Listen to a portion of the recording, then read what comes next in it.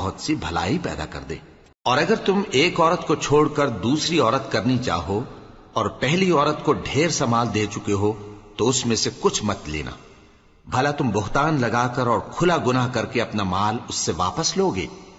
اور تم دیا ہوا مال کیوں کر واپس لے سکتے ہو جبکہ تم ایک دوسرے کے ساتھ صحبت کر چکے ہو اور وہ تم سے پختہ عہد بھی لے چکی ہیں؟ اور جن عورتوں سے تمہارے باپ دادا نے نکاح کیا ہو ان سے نکاح نہ کرنا مگر جاہلیت میں جو ہو چکا سو ہو چکا۔ یہ نہایت بے حیائی اور اللہ کی ناخوشی کی بات تھی اور بہت برا دستور تھا۔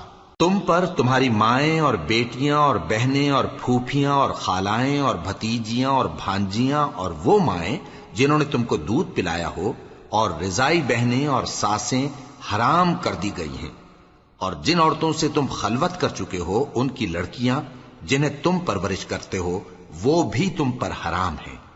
ہاں اگر ان کے ساتھ تم نے خلوت نہ کی ہو تو ان کی لڑکیوں کے ساتھ نکاح کر لینے میں تم پر کچھ گناہ نہیں۔ اور تمہارے صلبی بیٹوں کی عورتیں بھی اور دو بہنوں کا اکٹھا کرنا بھی حرام ہے مگر جو ہو چکا سو ہو چکا۔ بے شک اللہ بخشنے والا ہے، بڑا مہربان ہے۔